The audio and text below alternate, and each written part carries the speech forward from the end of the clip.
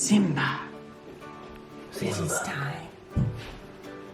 What does this mean? Puppies are old enough to eat solid food. They have little teeth. They're 3.5 weeks. Between 3.5 and 4.5 weeks, you can start giving them like mushy puppy food. And they love it. The poops do start getting stinky and big, so Daisy more will be in charge of regress. that. But it is the cutest thing. And I noticed last night that they were not getting satisfied from just nursing anymore, which is when you know, like, it's probably time to start feeding your puppy some solids. So It's a big day. This is like their First graduation foods. to adulthood right here. you have to soak it in like puppy milk or water. I ordered some puppy milk, but it's not here yet. So the first time they just get water, but they'll be fine with that. They'll be so happy. How long are you gonna let it soak for? Till it's soft. It's almost there. And get the water off the plate? Well, it'll soak up the water. It just doesn't take very long because it's puppy food. It's not very hard. All right, here they go. Eat up, puppies. Let's see who figures it out first. No, that's not for you. Elegant. Oh. She found it. Minnie found it. We don't stick our paws in it, maybe. Cookie, come on, you're our best eater.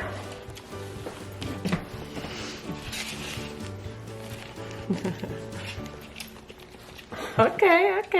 Yeah, I knew Cookie'd figure it out.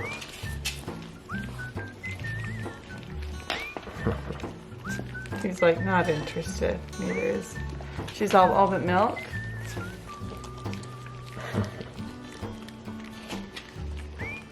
Okay, they're in. Floor's a little slippery for her. He's still like, I'd rather nurse. Oh, mom. Oh, okay. Oh, da. Keep putting This them is in, your they just food. eat it eventually. Yeah. Okay, he's in now. I know. Look at this one. This one was like, Minnie's give me like, all she's the one that was food. starving last night. It was like, oh, he's sneezing. Is that you, buddy? Okay, we did one more, let him sleep for a little bit, and then we gave him some more food, and Ella thinks it's for her, but soaking it in a big bowl of water is what did it. Ambree, come here. So Ambree has decided she doesn't want to go to school, is that correct? It's not working out so well. She says the whole mask thing, the mask on the bus, the mask at school, it's hard to breathe, so it's just not been very pleasant for her. So we're not making a permanent decision right now, but for now she's gonna do work. They've made it really easy to do school from home, so we are going to have her, we're not gonna send her to school for a little bit. Let's see how it goes. Maybe the mask thing will change hopefully soon and she can go back, but for now we're just gonna keep her home. Alright guys, guess what? EB is home from school and she learned about some letters today. Let's talk about it. What letters did you learn about? H and I. Okay, what are words that use I? Ice cream, listen. And what about H, like hello? Horse. Hat. Hat. What about pickle? No. That starts as a pot. Pa. And EB gets to have a puppy party right now. Looks like they're all sleeping. Alright guys, time for the puppy party. Okay guys, real quick, we just we got back from Costco, we did a Costco run. We are starting to really take more seriously food storage and emergency preparation. We've got these two bad boys right here. I don't know how many gallons they are. It's a lot of gallons. It could be like a few hundred, I don't know. We've got water. You know, these recent power outages that happened for different reasons in our neighborhood and to my mom, when the power goes out and, you know, in our church, our leaders have been warning us to have a year's supply of food storage and preparation.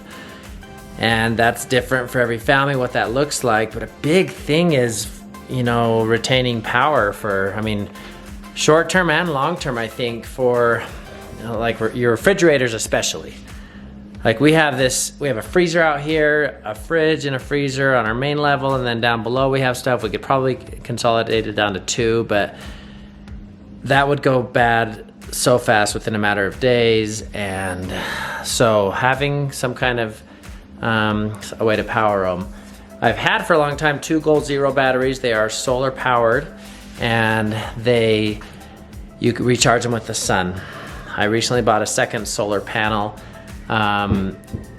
We could keep up for a long time using it and charging it during the day, but it's not enough for long term. And I've owned generators in the past, and the problem with generators is the gas. You can't store the gas, and if you don't properly maintain the generator, it goes bad. I don't know if you saw in our vlog, but we went over to help my mom during a power outage, and they had a fuel generator that the fuel was had deteriorated away, like rusted inside of their gas tank. So it was just kind of ruined. Like it wasn't able to start. They hadn't kept their battery to start the generator up. And so it was just completely useless. They were out of luck. And some houses in our area were out of power for like 5 days. So if you don't have a generator, things start to get tough fast. And I can't really picture the scenario in which we would need a year's supply, but there's really no downside to it if you can start to use the things that you are using anyways, and just have a bigger supply of them. So we're starting to take it more seriously, and really there's a lot of scenarios where you are going to use it. Like let's say you lose your job and you can't work and you need to actually survive on the food because you can't pay the bills. Hey, Andrew, what's up? It's in the back of the car. Yeah, Andrew's got boxing today. Just push the bottom button. Yeah, it's back there.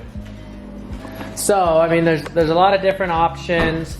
Like, this is something Costco was selling. It's an emergency supply of food. It was like $50. It's got different things in it. It's got cheesy macaroni, chicken flavored noodle soup. It looked like actually pretty decent food. So we're gonna try that. We bought a few months supply food storage a while ago. We've never dipped into it. It may be expired. We did it when we first got married. But, and the one thing I wanna say is, like I said, it's tough to picture what scenario you would need a year's supply of food. But the quarantine with COVID-19 and everything that surrounded that, it really made me think that nothing is impossible anymore. Like maybe it's an earthquake, maybe it is a worse virus that, gets out into the community. Maybe it's something like that where we cannot leave our home for a very extended period of time, and even Costco is not open. Costco never closed down, but it really, I feel like all these little things, and this is just me, it feels like all these little things are like warnings to get your stuff together for the big one, whatever the big one looks like. We're having power outages and quarantines and just all these little things, and we gotta be ready. And that's gonna look different for every family, but this is my encouragement to you guys to start stocking up. You don't have to do it all at once. Start buying one extra can of tuna each time you go, or extra can of beans, or stuff you're eating, and then rotate through it. Don't just, and we're guilty of this too, where we put it all on the food storage and we don't think about it, and then we go down there 6 months later and it's expired. So much of it is expired. But if we're buying the things we're using anyways and that last a long time on the shelf, the sourdough bread has been a lifesaver. I bought 5 huge bags of bread flour today, and people are recommending buying or making that, but I don't think it's for the reasons they think it is. But the ingredients are simple. It's just flour, salt, and water, and you can make it with just those ingredients. So, and it's super healthy and everybody loves it. So we're building up our stock of bread flour so we can at least keep that going and just slowly going. But I wanted to show you this generator I bought. If you just go to Amazon, look up Champion and Dual Fuel. There's a few different ones, but this is the one that has a little higher watts. And the cool thing about it is it runs off of propane or fuel. Me personally, I don't plan on ever putting fuel in it because, like I said, fuel is high maintenance. You can't store the fuel. It's not practical, but in an emergency, I could put fuel into it. But cool thing is it runs on propane. So we've got some backup propane tanks over here, and propane stores a million times better than fuel does. And then when you use it, there's not maintenance on the machine. All I do is keep the battery charged on the generator. So as far as the price, it's like $1,000, but to have power in a power outage for an extended period of time, it's gonna save you. And it's super loud. I'm gonna tell you that much. The more expensive generators get quieter. It is just blaring loud. But if it's an emergency and we had to live on it for an extended period of time, we could. There's also electricians that can, plumb it right into your house, where you just hook a power cable right into the side of your house, so you can just use your light switches and your fridges and you're not running cables. So I'm still looking into that, if that's going to work at our house, but everybody, each house uses different amounts of electricity. So I just wanted to share. Oh, another thing, we've showed you this before when we were kind of putting them together, is a thing called a 72-hour kit. That's these backpacks we have over here, where this is just minimal supplies, where if you had to leave your house and survive somewhere, even if it was like anywhere, like build a hut in the wilderness, it's very basic supplies of, a change of clothes, some toiletries, some granola bars, basic snacks, a few light, very basic food things. It would be bare minimum survival stuff. But that's something, I don't know, maybe an earthquake hits your house and everything's destroyed, but you can grab that, throw it on your backs and get out of the house and survive. So 72-hour kits, a year of food storage, get some good generators, and a way to cook the food. Like, a lot of people have grills at their house. We have a grill, and I also bought one. It's a different it runs off a different kind of gas that I can cook inside the house. I can't remember what it is, but and a heat source if it's in the winter. So many things, but build it up slowly and don't stress out. Just little by little, but just like I said, these things that have been happening lately, I feel like it's a warning. And so we're working on getting our stuff together. So I invite you to do the same for your family. Start building it up slowly. And meanwhile, back at the ranch, I left this out from last night. Thought I'd let the kids play one more time in it, and they hooked the water up to it, so. Oh, you could put it away now. We hooked the water up to the slide, and I don't love it because there's lots of holes in it and I feel like it gets moldy inside, and it takes a long time to dry out. There's a lot of reasons why it doesn't work, but we're holding on to the last bit of summer, so YOLO. Let's just let the kids play. They got it out by the... Yeah. I'll go back. So YOLO, I say. Right, Frank?